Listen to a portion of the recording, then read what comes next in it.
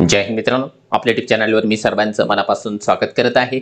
आजच्या या व्हिडिओच्या माध्यमातून आपण टेट परीक्षा 2025 च्या संदर्भामध्ये महाराष्ट्र राज्य परीक्षा परिषद पुणे यांच्या ऑफिशियल वेबसाईटला एक माहिती पुस्तिका देण्यात आलेली आहे। त्या माहिती पुस्तिकेमध्ये परीक्षेचं माध्यम काय असणार आहे, कोणता आयडी घेऊन जायचं आहे, आपल्याला कशा प्रकारे एग्जाम सेंटरवरती आपलं बायोमेट्रिक केलं जाणार आहे, त्यातल्या त्यात नावामध्ये जर का बदल असेल तर त्यावेळेस काय करायचं आहे, आपल्याला कोणते साहित्य सोबत घेऊन जायचं आहे, कधी पोहोचायचं आहे, पोहोचल्याच्या नंतर त्या ठिकाणी कोणकोणत्या गोष्टींची आपल्याला काळजी घ्यायची आहे, या सगळ्या गोष्टींची तपशीलवार माहिती देण्यात आलेली आहे माहिती पुस्तिकेमध्ये। त्याविषयी आपण तपशीलवार पद्धतीने या व्हिडिओच्या माध्यमातून जाणून घेणार आहोत। परंतु तत्पूर्वी आपण जर चॅनलवर नवीन असाल तर आमचे चॅनल सबस्क्राइब करा, साइडचं जे बेल आयकॉन आहे त्याला देखील प्रेस करा, जेणेकरून शिक्षक भरतीच्या संदर्भामधल्या कोणत्याही माहितीची अपडेट आपल्याकडून मिस होणार नाही। चला तर मित्रांनो, सुरू करूया आजच्या या व्हिडिओला। परंतु आता एग्जामला जे काही 2 दिवस शिल्लक राहिलेले आहे, या 2 दिवसामध्ये सर्वात जास्त महत्त्वाचं काय असेल तर तो आहे फायनल सराव करणे। सराव अतिशय जास्त महत्त्वाचा आहे आणि तुम्हाला सराव करून देण्याकरिता उपलब्ध आहे जम्बो महासराव टेस्ट सिरीज। या टेस्ट सिरीजच्या माध्यमातून तुम्हाला या ठिकाणी जे आहे एक्झॅक्टली IBPS ज्या पद्धतीने पेपर कंडक्ट करतं त्या पद्धतीने पेपर तुम्हाला मराठी आणि इंग्लिश भाषेमध्ये मिळेल। ही जे पेपर आहे लॅपटॉप आणि मोबाईलवर तुम्हाला सोडवता येणार आहे आणि यातल्या दुसऱ्या पद्धतीने जर का आपण बघायचा प्रयत्न केला तर टॉपिक वाईज देखील टेस्ट आहे आणि फुल लेंथ देखील टेस्ट आहे। आता या सगळ्या टेस्ट जरी तुम्हाला सोडवणं शक्य नसेल तरी ॲटलिस्ट शेवटच्या टप्प्यामध्ये माझी तुम्हाला रिक्वेस्ट असणार आहे की आम्ही ज्या 5 टेस्ट फ्री मध्ये दिलेल्या आहेत, 5 टेस्ट म्हणजे 200 मार्कांच्या 5 टेस्ट, त्या जरी सोडवल्या फ्री मध्ये आहे तरी देखील तुमचा फायदा झाल्याशिवाय या ठिकाणी राहणार नाही।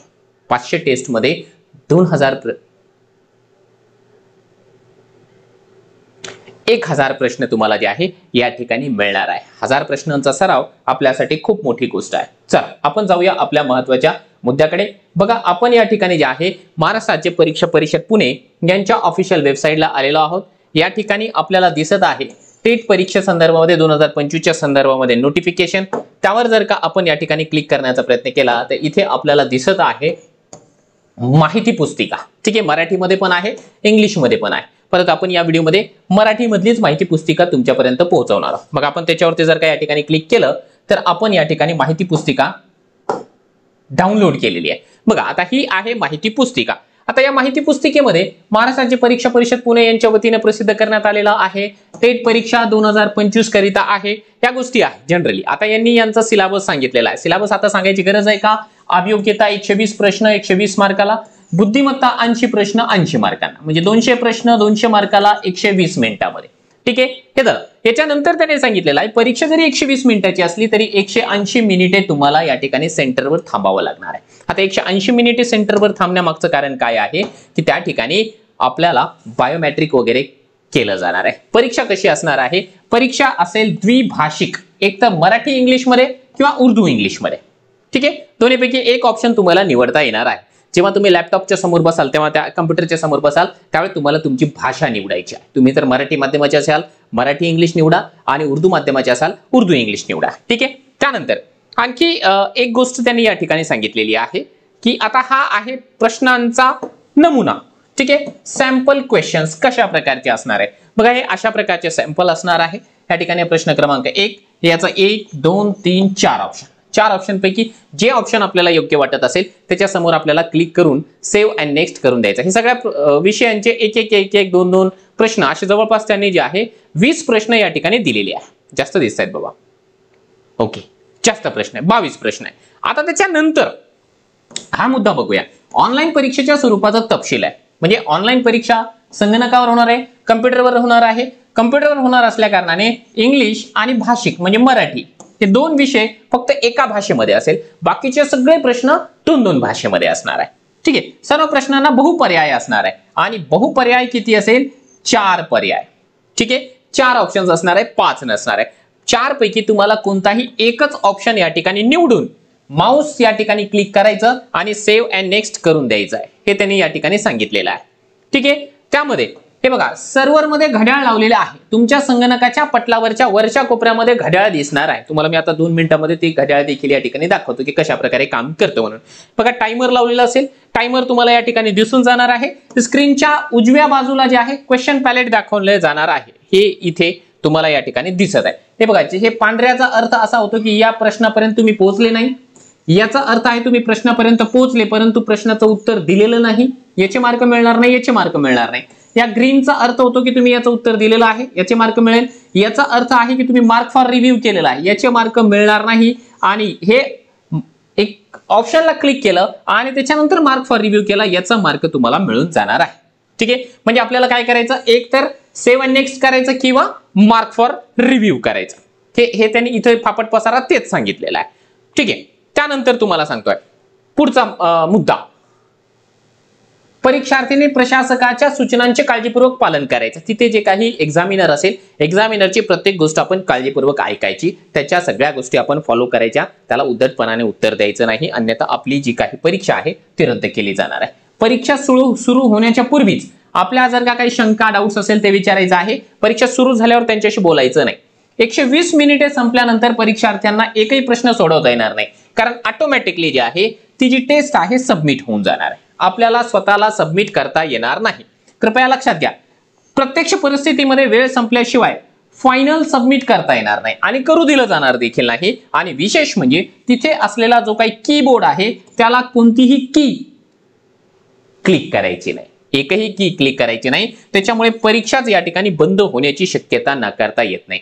तेवढं काम आपल्याला करायचंच नाही. दुसरी महत्त्वाची गोष्ट म्हणजे प्रवेश पत्रावर दाखवलेला जो काही दिनांक आहे, रिपोर्टिंग वेळ आहे, त्या गोष्टीची अगोदर खात्री करायची आणि वेळेच्या पूर्वी त्या ठिकाणी पोहोचायचं आहे. उशिरा आलेल्याला या ठिकाणी प्रवेश नसतो, ही एक गोष्ट आपण लक्षात घ्यायची आहे. शक्य असेल तर 1 दिवस अगोदर एक्झाम सेंटर पाहून घ्या सांगितलेलं आहे त्यांनी. आणि एक्झाम सेंटर पाहण्याकरिता आम्हाला 500 किलोमीटरचं सेंटर दिलंय.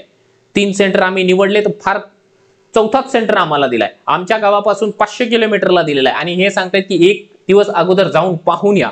आम्हाला जायला जिथे 20-20 तास लागायला लागलेले आहे. कुठं जाण, कुठं यान, कुठं परत जा, असं है ना. इथे असं सांगण्यात येते आयबीपीएसच्या विरोधात बोलू नका, कारवाई होईल. जाऊ दे, जेणेकरून परीक्षेच्या दिवशी तुम्ही वेळेवर पोहोचा. फक्त एवढंच लक्षात घ्या की वेळेवर पोहोचा.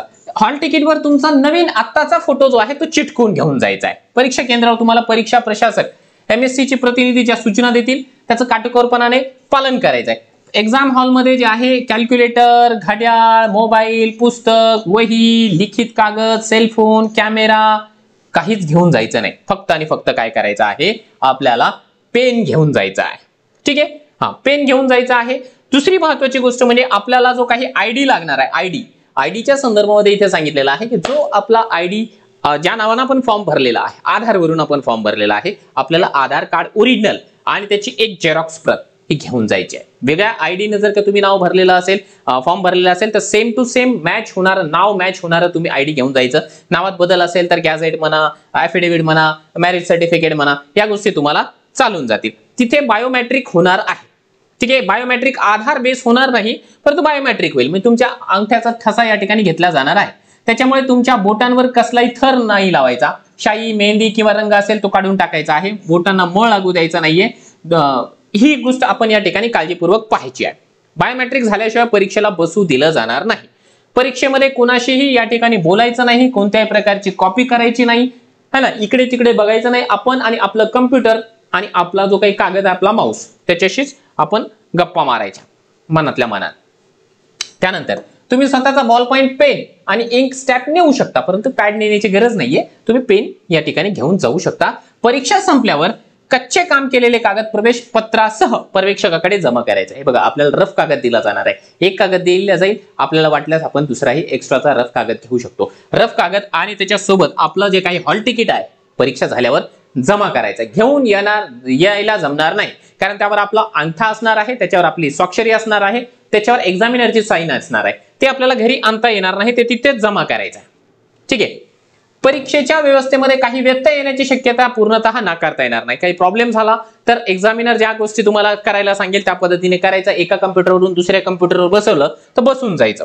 ठीक आहे. जर एकाहून अधिक सत्रामध्ये परीक्षा घेतल्या गेली तर जे आहे त्याचं इक्वेट केल्या जाणार आहे, म्हणजे नॉर्मलायझेशन केल्या जाणार आहे. अपंग व्यक्तींना त्यांना जर का वेळ अधिकचा हवा असेल तर त्यांनी त्या पद्धतीने केंद्र संचालकांशी या ठिकाणी बोलून घ्यायचंय परीक्षा सुरू होण्याच्या पूर्वी. कृपया नोंद घ्या, एक परीक्षार्थी केवळ एकदाच परीक्षा देऊ शकतो. एकापेक्षा अधिक वेळा परीक्षा दिल्यास उमेदवारी रद्द करण्यात येईल. जर परीक्षार्थीस एकापेक्षा अधिक प्रवेशपत्रे प्राप्त झाली तर तुम्ही प्रवेशपत्रावर दिलेल्या दिनांक आणि वेळेनुसार केवळ एकदाच परीक्षा देऊ शकता. ही एक महत्त्वाची गोष्ट त्यांनी या ठिकाणी सांगितलेली आहे. जर चुकून आपल्याला 2 हॉल तिकीट इश्यू झाली असेल, आपल्याला ते हॉल तिकीट या ठिकाणी जे आहे एकच हॉल तिकीटवर परीक्षा द्यायची आहे, जो लेटेस्ट मधला आहे. ठीक आहे, जे करेक्ट इन्फॉर्मेशन भरलेला, तो करेक्ट नावाचा जो काही आपण फॉर्म भरलेला आहे त्या नावाची परीक्षा द्यायची, दुसऱ्या नावाची परीक्षा आपल्याला द्यायची नाही. तसं जर दिलं, 2 परीक्षा जर का दिल्या तर दोन्हीचे तुमचे जे मार्क आहे ते रद्द केल्या जातात, लक्षात घ्या.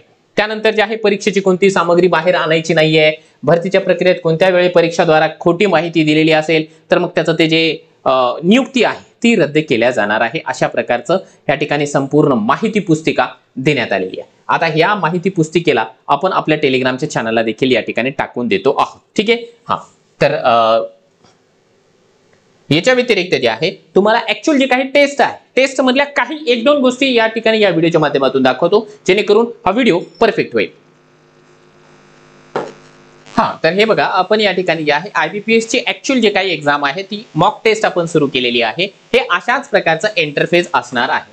बघा, यामध्ये काही गोष्टी लक्षात घ्या. इथे टाइमर असेल, इथे आपल्याला या ठिकाणी इंडिकेशन्स आहेत की कोणत्या याचे प्रश्नांचे मार्क आपल्याला मिळेल, कोणत्या याचे आपल्याला मिळणार नाही. बघा या ठिकाणी, आणि इथे हे प्रश्न आहेत, आपल्याला प्रश्नांची संख्या दिलेली आहे. इथे आपल्याला प्रश्न आहे, इथे प्रश्नाचा क्रमांक आहे आणि हे ऑप्शन्स आपल्याला देण्यात आलेले आहे. लक्षात घ्या, या ठिकाणी उदाहरणार्थ आपण 1 नंबरला पोहोचलेलो आहोत, पहिल्या नंबरच्या प्रश्नाला पोहोचलेलो आहोत. ते आपल्याला या ठिकाणी रेड मध्ये दाखवतो. रेड मध्ये का दाखवतो की 1 नंबरचा प्रश्न आपण पाहिला, परंतु याचं उत्तर टिक मार्क केलेलं नाही. आपल्याला उत्तर कसं द्यायचं तर लक्षात घ्या, उत्तर देत असताना आपल्याला समजा याचं उत्तर हे वाटलं, त्याच्यावरती क्लिक करायचं आणि या ठिकाणी बघा सेव्ह अँड नेक्स्ट आहे, त्याच्यावरती क्लिक करून द्यायचं. 1 मिनिट, ते हे झालं का? ऑप्शन आपल्याला क्लिक झालं नव्हतं. हे बघा, सेव्ह अँड नेक्स्ट केलं.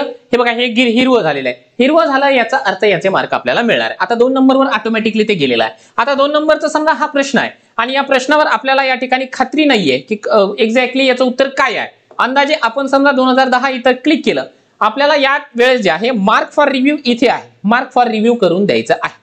जेणेकरून काय होईल की बघा, हे दोन्ही जे आहेत त्याचे मार्क आपल्याला मिळतात. ठीक आहे, याचे मार्क आपल्याला मिळतील कारण हा ग्रीन झालेला आहे. याचे देखील मार्क आपल्याला मिळतील कारण काय आहे, याला आपण टिक मार्क पण केलं आणि मार्क फॉर रिव्ह्यू केलं. याचे मार्क आपल्याला मिळणार नाही कारण या इथपर्यंत आपण पोहोचलो परंतु याचं उत्तर दिलं नाही. आणि हे जे व्हाईट मध्ये आहे याचा अर्थ आहे आपण इथपर्यंत पोहोचलेलो नाही, याचे मार्क आपल्याला मिळणार नाही. म्हणजे आपल्याला काय करायचं आहे, एकतर सेव्ह अँड नेक्स्ट करायचं किंवा एखाद्या प्रश्नाला जर आपल्याला वाटलं की यार याचं उत्तर आपल्याला येत नाही तर त्या ठिकाणी मार्क फॉर रिव्ह्यू करायचं. आता समजा एखादा प्रश्न आहे, समजा आता हा 1 नंबरचा प्रश्न आहे, त्याला आपण सेव्ह अँड नेक्स्ट केलं, पण नंतर लक्षात आलं की यार आपलं प्रश्नाचं उत्तर चुकलंय, आपण जे आहे वेगळं उत्तर द्यायला पाहिजे. मग अशा परिस्थितीमध्ये काय करायचं, तुम्हाला समजा ह्या 1 नंबरवर क्लिक करायचं. 1 नंबरवर क्लिक केला, हा प्रश्न आला ना, तर इथे क्लिअर रिस्पॉन्स आहे. क्लिअर रिस्पॉन्स केला की हे बघा, हे त्याचं टिक मार्क निघून गेलं. मग आपण आपला प्रश्न बदलून या ठिकाणी जे आहे सेव्ह अँड नेक्स्ट करून घेऊ शकतो, काही प्रॉब्लेम नाहीये. आणि विशेष म्हणजे असं स्क्रोल करून तुम्ही कोणत्या प्रश्नावर, कितीही नंबरच्या प्रश्नावर कधीही जाऊ शकता. ठीक आहे, अशा प्रकारे हे थोडंसं इंटरफेस तुमच्या लक्षात आलेला आहे. आणि विशेष म्हणजे या ठिकाणी आपला फोटो देखील तुम्हाला पाहायला मिळणार आहे, स्वतःचा फोटो. ठीक आहे, ही जी काही माहिती पुस्तिका आहे आपण आपल्या टेलिग्रामच्या चॅनलला दिलेली आहे. टेलिग्राम चॅनलची लिंक व्हिडिओच्या डिस्क्रिप्शन बॉक्समध्ये देण्यात आलेली आहे. त्या ठिकाणी जा, आपलं टेलिग्रामचं चॅनल देखील जॉईन करा.